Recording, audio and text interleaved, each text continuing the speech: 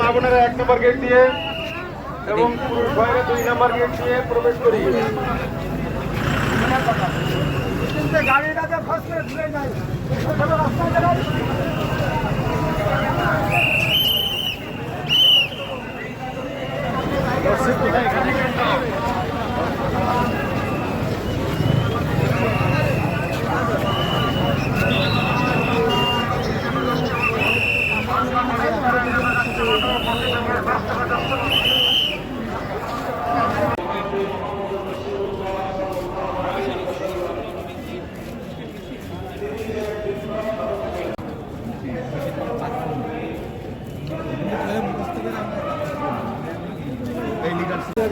তাহলে আপনি ওই রিসিভ করে ফেলতে না না ওই থেকেই আপনার তো আমরা বুঝতে পারি নাই ওইটা ওই যশোরের গাড়িটি ব্যবহার করে নেই আপনার গাড়িটা ঢুকতে পরিমাণ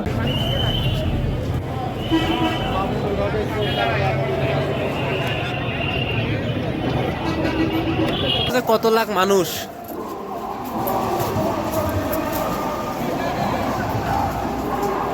এটা কি পুরাটাই মেডিকেল ক্যাম্পাস ওইটা হাসপাতাল হ্যাঁ দেখলাম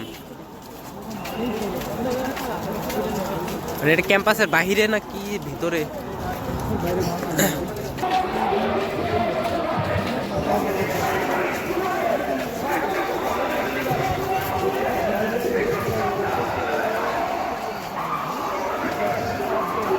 আজকে হচ্ছে মামুনুল হক বুধবার কালকে বৃহস্পতিবার হচ্ছে শায়েক আহমদুল্লাহ আর শুক্রবার মিজানুর রহমান আজহারি এই 3 জন বক্তা 3 দিন করবে হ্যাঁ মহিলা যাদের গেস্ট যাদের কার্ড আছে তারা ও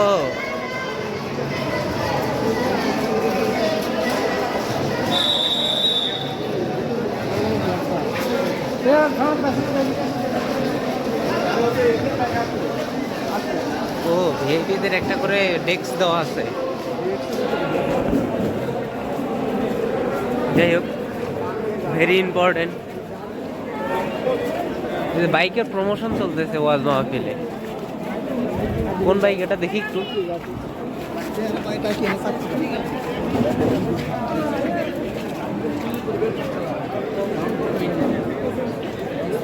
আকিদের ওই যে ব্যাটারি চালিত হইতে পারে বাইক কেন নাকি বাইক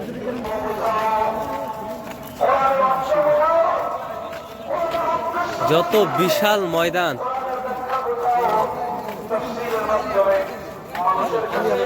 এইখানে একটা প্রজেক্টর দেওয়া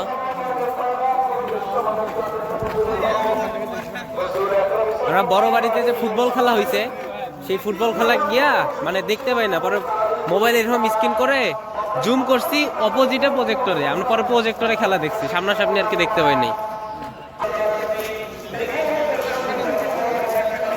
আল্লাহ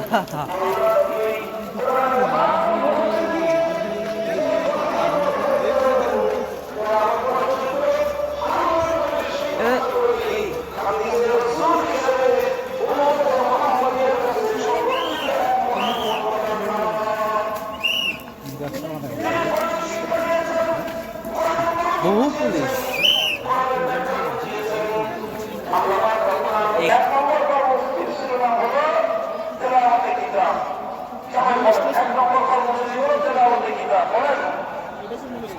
না না মনে হয় ওই যে ওইদিকে হইতে পারে মূলটাই হ্যাঁ এটা কি মূল হ্যাঁ হ্যাঁ হ্যাঁ এটাই মূল এইটা মূল ওই যে দূরেও আছে ওইদিকে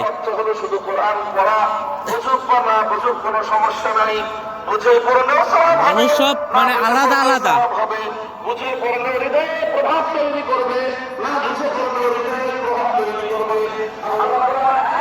এটা কি পুকুর এটা কিসের মাঠ বললেন আদ্দিন মেডিকেল মেডিকেল ক্যাম্পাস এইটা এইটা একটা প্রজেক্টর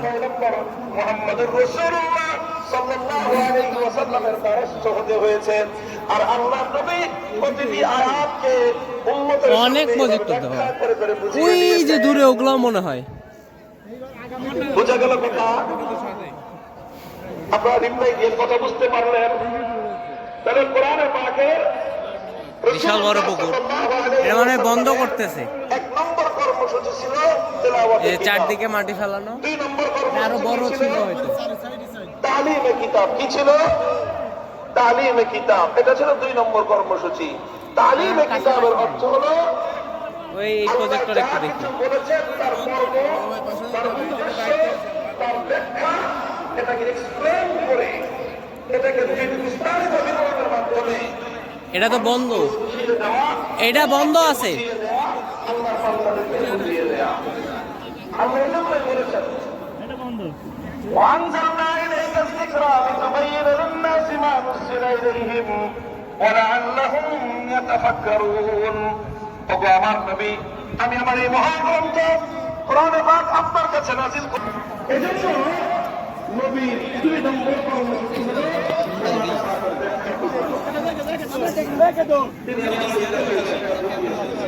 তিনি সে মর্ম শিখিয়েছেন।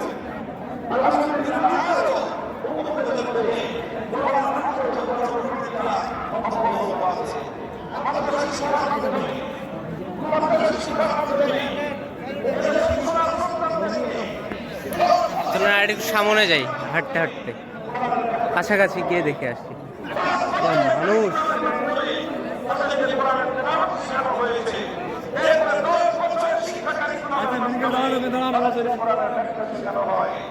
আর এভাবে ওলামায়ে কেরাম তাফসীর গ্রন্থ লিখে লিখে, কোরআন পাকের অনুবাদ গ্রন্থ লিখে লিখে মানুষের কাছে কোরআনের মাধ্যমে পৌঁছে দেওয়ার মাধ্যমে কোরআনের ব্যাখ্যা এবং ধর্ম জাতির কাছে পৌঁছে দেওয়ার চেষ্টা করেছেন। আর এইরকম বাংলার প্রত্যন্ত অঞ্চলে, গ্রাম বাংলার শহর নগর বন্দরে ওই যে দেখেন ওইটা একটা আলাদা, মাধ্যমে একাধিক ওই পাশে ওইটা ওইদিকে ঘেরা দেওয়া মহিলাদের নাকি।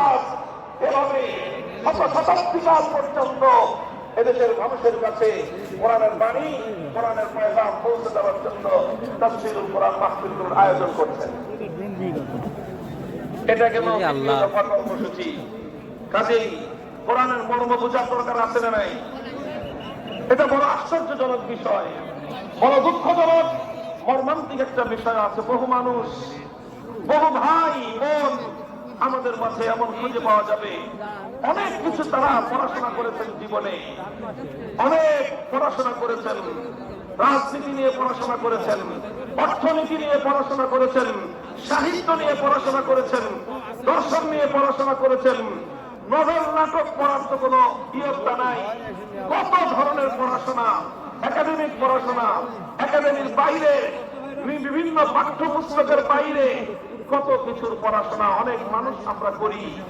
কিন্তু বহু মানুষ, আল্লাহর অনেক এমন বান্দা, আল্লাহ নবীর এমন অনেক উম্মত রয়ে গিয়েছে, জীবনের 60, 70, 80 বছর বয়সে অন্তত একবারের জন্য হলেও আল্লাহর কোরআনের সূরাতুল ফাতিহার আলহামদুলিল্লাহ থেকে সূরাতুল নাসের মিনাল জিন্নাতি ওয়ান নাস পর্যন্ত পূর্ণ কোরআনে পাকের ব্যাখ্যা তো দূরের কথা, অনুবাদটুকু একবার কেউ পড়ে দেখে নাই।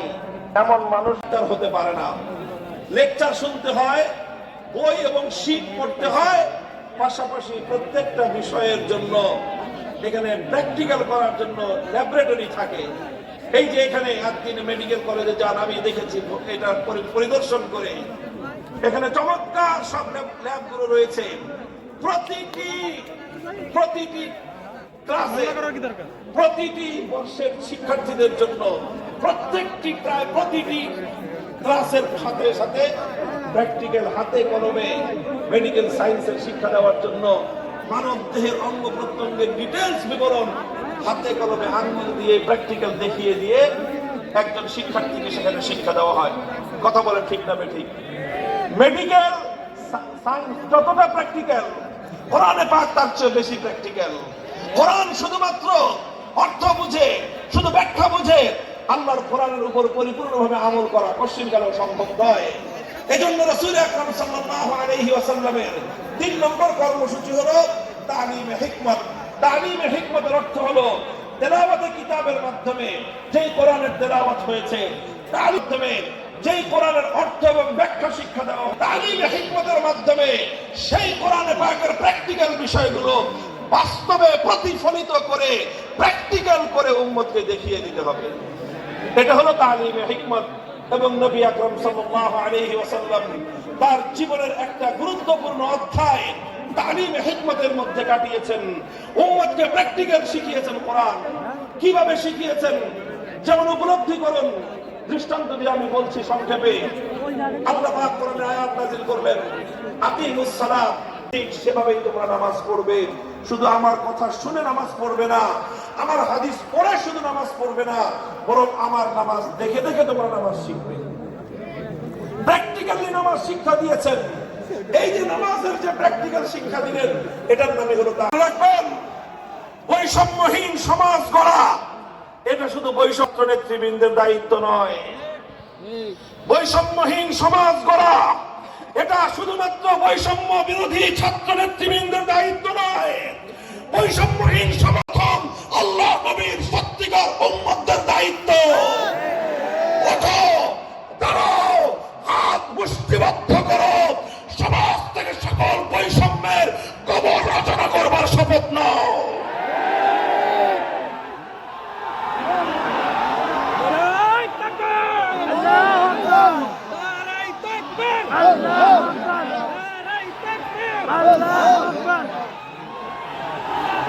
মুহতারাম হাজিরিন, কথাটা খুব জায়গা লক্ষণীয়, শোনার বিষয়। যারা একটা বৈষম্যহীন সমাজ দেখতে চাও, যারা জুলুম এবং অত্যাচারে অতিষ্ঠ হয়ে গিয়েছ, যাদের জীবনকে এই ধরনের অন্যায়, অবিচার, জুলুম, শোষণ, স্বৈরতন্ত্র যাদের অন্তর হৃদয়কে চালিয়ে পুড়িয়ে ছারখার করে দিয়েছে, হে হতাশাগ্রস্ত জাতি, আসল কোরআনের কাছে আমরা তোমাদেরকে মুক্তির বার্তা শোনাই, আমরা তোমাদেরকে সান্ত্বনার বাণী শোনাবো। আসো, হাতে হাত রাখি, সমস্ত বৈষম্য, জুলুম, স্বৈরতন্ত্রের কবর রচনা করে আল্লাহ পাক রব্বুল আলামিন যুগে যুগে যত নবী রাসূল প্রেরণ করেছেন, যুগে যুগে যত আসমানি কিতাব আল্লাহর পক্ষ থেকে অবতীর্ণ হয়েছে, কেন হয়েছে? শুধুমাত্র মুসল্লিদের সমাজ গড়বার জন্য নয়, শুধুমাত্র রোজাদার সমাজ গড়ার জন্য নয়। অবশ্যই কোরআন এবং কিতাব নাজিল হয়েছে নামাজের জন্য, অবশ্যই কোরআন এবং কিতাব নাজিল হয়েছে রোজা, হজ, যাকাত সহ আল্লাহ পাকের যাবতীয় বিধান সমাজে বাস্তবায়ন করার জন্য। তবে একমাত্র এটাই উদ্দেশ্য নয়, বরং তুমি যদি ইনসাফের জন্য যুদ্ধ করতে না পারো, তুমি যদি বৈষম্যের বিরুদ্ধে লড়াই করার হিম্মত না রাখো, মুসলমানের মিথ্যা দাবি করা ভণ্ডামি ছাড়া কিছুই নয়।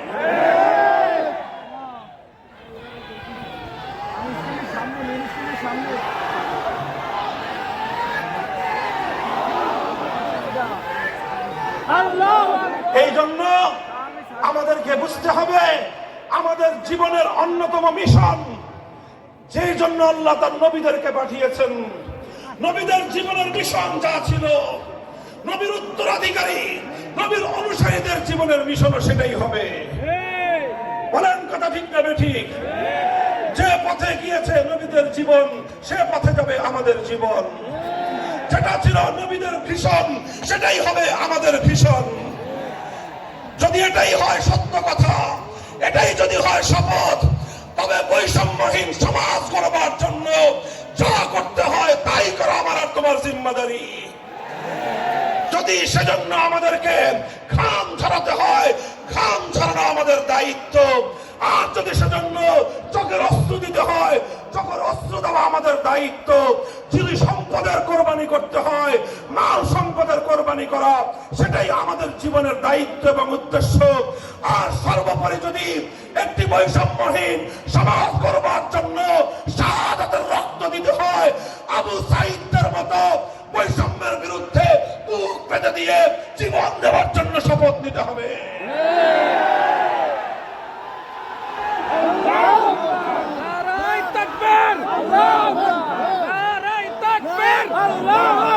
প্রস্তুত থাকবেন তো ইনশাআল্লাহ? আল্লাহর নবী বললেন, এই বৈষম্য চলবে না, এই বৈষম্য জাহিলিয়াত, এই বৈষম্য মূর্খতা। সমাজের মধ্যে নিজের দলের লোক অন্যায় করলে পগার পার, বিরোধী দলের লোক অন্যায় করলে আইনের শাসনে 100 ভাগের জায়গায় 200 ভাগ। নিজেরা অপরাধ করলে সেই অপরাধীকে ছাড়িয়ে নেওয়ার জন্য সমস্ত আয়োজন। বিপক্ষ মতের লোকজন অপরাধ না করা সত্ত্বেও তাদেরকে কেচর মতো মাটির গর্ত থেকে ধরে এনে তাদেরকে বিচারের মুখোমুখি দাঁড় করানো, অন্যায় ভাবে তাদের জীবন থেকে তাদের যৌবনের সময়গুলো কেড়ে নেওয়া, বছরের পর বছর অন্ধকার কারা প্রকোষ্ঠে তাদেরকে বন্দী করে রাখা, এই জুলুম এবং অন্যায়ের অবসান যদি না ঘটাতে পারো, পুরুষ এবং যুবক মানুষ হিসেবে আল্লাহর কাছে জবাবদিহিতার সুযোগ থাকবে না। কাজেই তাফসীরুল কোরআন শুধুমাত্র কোরআনের তেলাওয়াতের জন্য নয়, তাফসীরুল কোরআন শুধু আল্লাহর কোরআনের মর্ম বোঝানোর জন্য নয়। আল্লাহর কোরআন তেলাওয়াত করতে হবে, মর্ম বুঝতে হবে, আর তালিমে হিকমতের কর্মসূচির অধীনে কোরআনে পাকের মাইক ব্যাগি ভালো বান্ডে কোরআনে পাকের এক একটা আয়াত, কোরআনের এক একটা বিধান আল্লাহ জমিনে বাস্তবায়ন করার জন্য আমাদের জীবন যৌবনের বাজি লাগায় দিতে হবে, বাজি লাগায় দিতে হবে ইনশাআল্লাহ। তো ছুরি চালায় দিতে দ্বিধা করা যাবে না। যদি ইনসাফ কায়েম করতে গিয়ে ছুরি যদি নিজের সন্তানের হাতের উপর দিয়ে যায়, সে হাত স্তব্ধ হয়ে যাবে না, সে হাত থমকে দাঁড়াতে পারবে না। যেখান দিয়ে ইনসাফ যাবে সেখান দিয়ে ইনসাফকে চালিয়ে দিতে হবে। রাসূল আকরাম সাল্লাল্লাহু আলাইহি ওয়াসাল্লাম ঘোষণা করলেন, আল্লাহর আয়াত নাযিল হলো, ইয়া আইয়ুহাল্লাযীনা আমানুত্তাকুল্লাহ ওয়া যারিবা ইন কুনতুম মুমিনিন। হে মুমিনগণ, সুদকে তোমরা পরিহার করো যদি ঈমানদার হয়ে থাকো। যদি ঈমানদার হয়ে থাকো কি করো তোমরা? সুদকে পরিহার করো। ইত্তাকুল্লাহ, তোমরা আল্লাহকে ভয় করো। ওয়াজারু মা বাকিয়া মিনার রিবা, সুদের যা অবশিষ্ট আছে এই সব কিছু তোমরা পরিহার করো। আর যদি না করো, সুদ যদি তোমরা পরিহার না করো, ফাযানু বিহারবিন মিনাল্লাহি ওয়া রাসূলিহি, আল্লাহ এবং তার রাসূলের পক্ষ থেকে যুদ্ধের ঘোষণা শুনে নাও। হে জাতি, হে মুসলিম সম্প্রদায়, আমরা তোমাদের কাছে পয়গাম পৌঁছে দিতে চাই। আল্লাহর উপর বিশ্বাসী জাতি, আল্লাহর নবীর উপর আস্থাশীল জাতি কোনোদিন সুদি কারবার করতে পারে না। উঠা বসা, নবীজির আচার ব্যবহার, নবীজির প্রত্যেকটা অ্যাক্টিভিটি, এমনকি চিন্তা চেতনা সব যখন আল্লাহর কোরআন অনুযায়ী তৈরি হয়, তখন সেটাকে বলা হয় তাসকিয়া। আর এটাই হলো কোরআনকে কেন্দ্র করে প্রযুক্ত কর্মসূচি। মুহতারাম হাজিরিন, আমি আমার আলোচনা এবার সমাপ্তির দিকে টেনে নিয়ে যাই। আসুন আমরা আল্লাহর কোরআনকে সেন্টারে রেখে একটা সমাজ বিনির্মাণের চেষ্টা করি। সেই সমাজের জন্য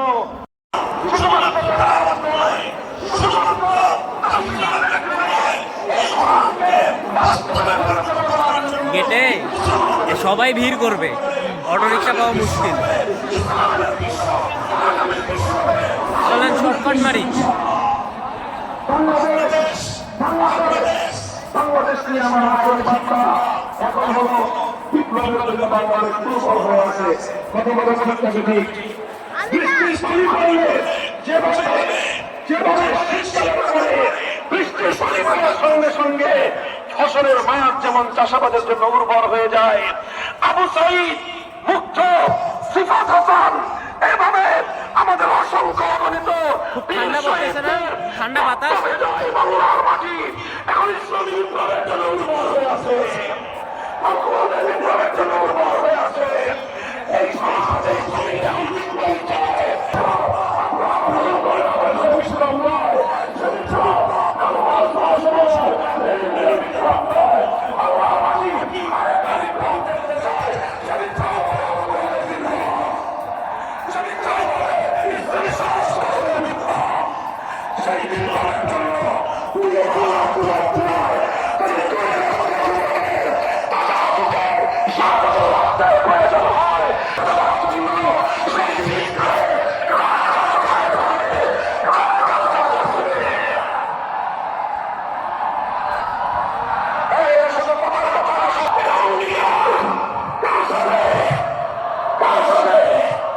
বের হয়ে মুশকিল হয়ে যাবে। আমাদের জীবনের অবশিষ্ট সমাজের অতিক্রম করেছে। করুন ইনশাআল্লাহ, আল্লাহ পাক কবুল করুন, তৌফিক দান করেন। 3 দিন ব্যাপী আজিমুস শান তাফসীরুল কোরআন মাহফিলের আয়োজন সার্থক হোক। ইসলামী সমাজ গঠনের জন্য এখান থেকে মানুষ অনুপ্রেরণা নিয়ে ঘরে ফেরুক, ঘরে ঘরে কোরআনের আলো, ঘরে ঘরে কোরআনের তেলাওয়াত, কোরআনের তালিম এবং কোরআনের হিকমতের আমল শুরু হোক। আল্লাহ আমাদের সকলকে গ্রহণ করে তৌফিক দান করেন। ওয়া আলহামদুলিল্লাহ, আলহামদুলিল্লাহ রাব্বিল আলামিন। সুবহানাল্লাহি ওয়া বিহামদিহি, সুবহানাল্লাহুম্মা ওয়া বিহামদিহি, আশহাদু আন লা ইলাহা ইল্লা আনতা, আস্তাগফিরুকা ওয়া আতুবু ইলাইক। আপনি কোরআনের সেই কথাগুলো পয়দা করে দিন। আল্লাহ সেই কথাগুলো সমাজে, পরিবারে, ব্যক্তি জীবনে মোনাজাত শুরু হয়ে গেছে, মানে শেষ। এই বিষয়ে আলোচনা করেছেন হিজুদ্দিন সাহেব এবং তার পরিবারের সকল সদস্যদের জন্য কবুল ফরমান। সাহেব সাকিরা এবং আকিজ সাহেব বলতে আকিজ গ্রুপ, ওনার বাসা যশোর। হ্যাঁ, ও পুরো মেডিকেলটা ওই তাদের। আচ্ছা, টাকা তোলার কাহিনী নেই, সব টাকা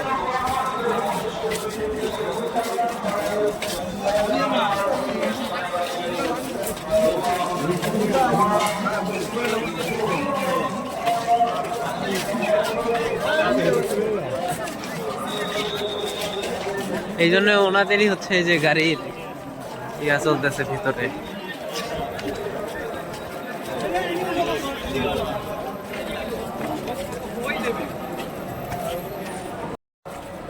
এত মানুষ তাও ঠান্ডা লাগতেছে, তার মানে ভালোই ঠান্ডা পড়ছে। আমাদের যে উত্তরাঞ্চলে তো 2 দিন ধরে আজকেও সূর্যের কোনো দেখা নেই।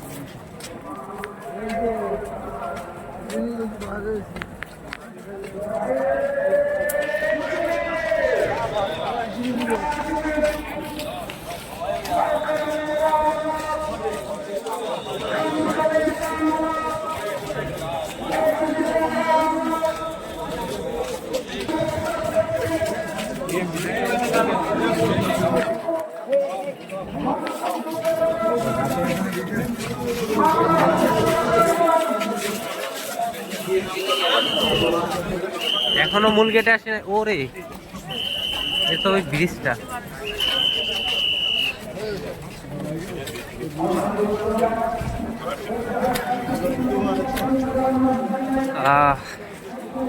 আমি ভাবছিলাম যে চলে আসছি।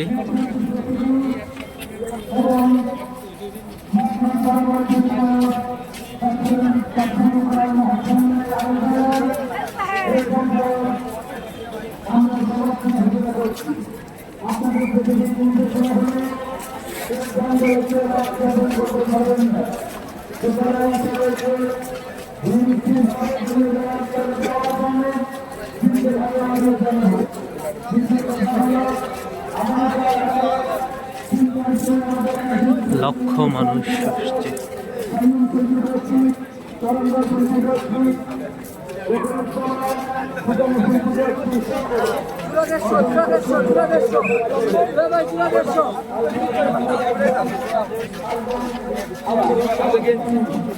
জোড়াদের শো। এখানে তো দোকান দিয়ে ভালো ব্যবসা বেচা কিনা হবে। আমাদের এলাকায় দোকানে থেকে মানে প্যান্ডেলের থেকে বুঝছেন যে দোকানের ইয়াগুলো আছে ওইদিকে মানুষ বেশি। এগুলোতে তো এইখানে তো ব্যতিক্রম চিত্র দেখা গেছে। এছাড়া এলাকা ভিত্তিক ওয়াজ মাহফিল গুলোতে মূলত দোকানই রাখা উচিত না। ওয়াজ মাহফিলে প্যান্ডেলে যদি থাকে 100 জন, দোকান ঘাটে থাকে 150 জন।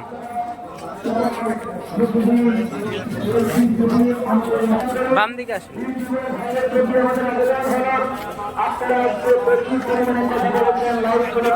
ব্যথা লাগছে নাকি?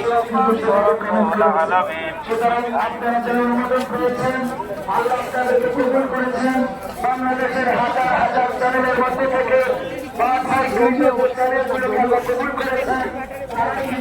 আগামীকাল থেকে পরিবর্তিত হইলে আমরা চেষ্টা করবো, আমরা আশা করবো যে আমাদের এই যুবক ভাইয়েরা তারা অবশ্যই সচেতনতা কার্যক্রম করে যারা ট্রেন পাননি আমাদের নির্দিষ্ট সরকার পাওয়ালে আসলে সরকার কর্তৃপক্ষ না করায় আপনাদের কয়েকজনের মধ্যে আপনারা তাহলে অন্য কোনো চলো ব্যাগটা নিয়ে তো।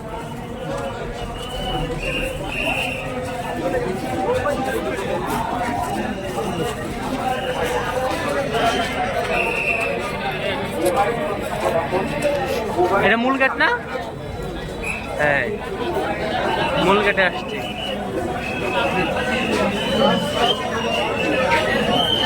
বের হয়েছি তাও একটু আগে, মানে মোনাজাতের আগে আগে বের হয়েছি। এটা কি যে বন্দর থেকে গাড়িগুলো আসতেছে ডান দিকে?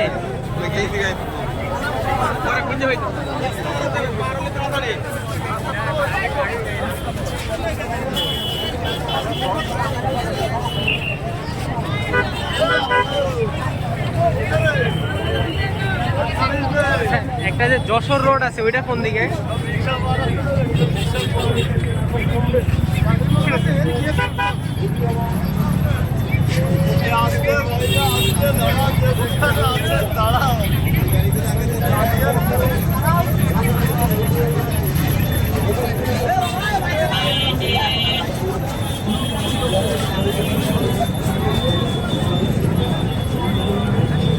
এইদিকে পুরো একটা মেলা হয়ে গেছে, মেলার থেকেও বড় ডান দিকে।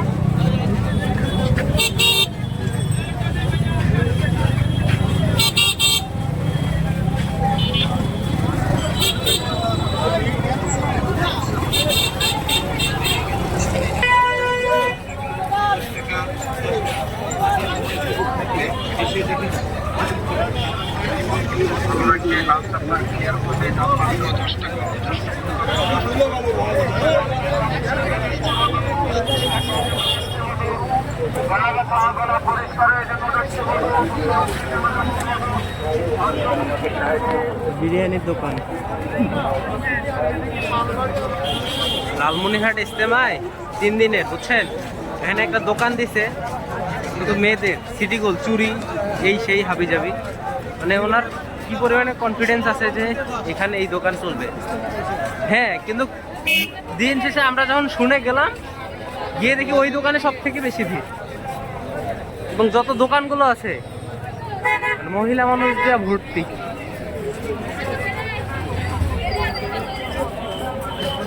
এই যে মেলা, এটা পুরো একটা মেলা।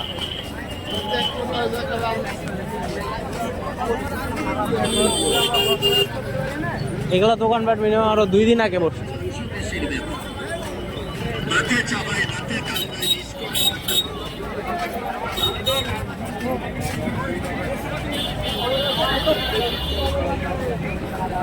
এরা সব অস্থায়ী না, এই ওয়াজ কেউ কেন্দ্র করে এগুলা ঘুরছে। হায় হায়, উরি আল্লাহ, ভিতরে কত দূর।